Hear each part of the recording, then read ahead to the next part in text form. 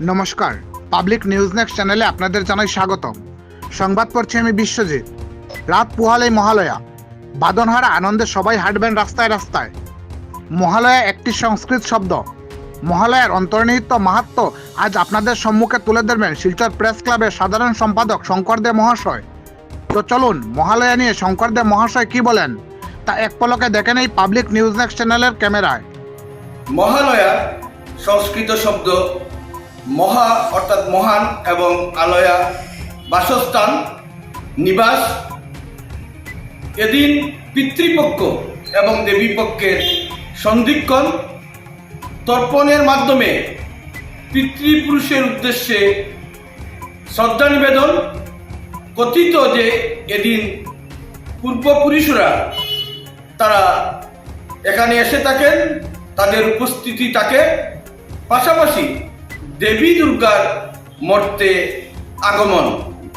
এই যে মহালয়া বা অমাবস্যা, সেটি বাঙালিদের কাছে আরও অন্যরকম একটা উৎসবের আবয়ব।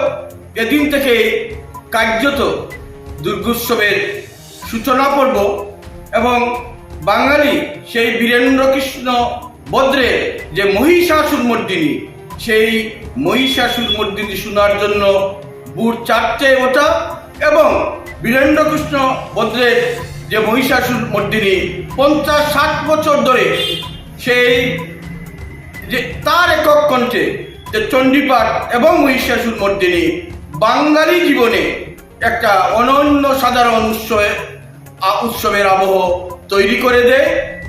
পাশাপাশি দেখা যায় যে মহালয়া অমাবস্যা বলা হয় যে এই দিনটি আসলে অশুভ এবং এই দিনটিতে প্রেতাত্মাদেরও আনাগোনা হয়। সব মিলিয়ে মহালয়া কেন্দ্রিক যে একটা উৎসবের আবহ, পিতৃপক্ষ এবং দেবীপক্ষের যে সন্ধিক্ষণ, সেই দিনটি এই যে একটা উৎসবের আবহ তৈরি করে আমরা বলতে পারি যে এটি একটি ধর্মীয় আচার অনুষ্ঠান, কিন্তু সেই ধর্মের গণ্ডিকে ছাপিয়ে দিয়েও ধর্মীয় যে আচার সেটি একটি ধর্মের মধ্যে সীমাবদ্ধ, জাতিগোষ্ঠীর মধ্যে সীমাবদ্ধ, কিন্তু সব কিছু মিলিয়ে যে উৎসবের আবহ সেটি কিন্তু জাতি ধর্ম বর্ণ নির্বিশেষে সমস্ত মানুষকে আন্দোলিত করে দেশে বিদেশে সেই দুর্গোৎসবের সূচনা পর্বের একটা সন্ধিক্ষণ হলো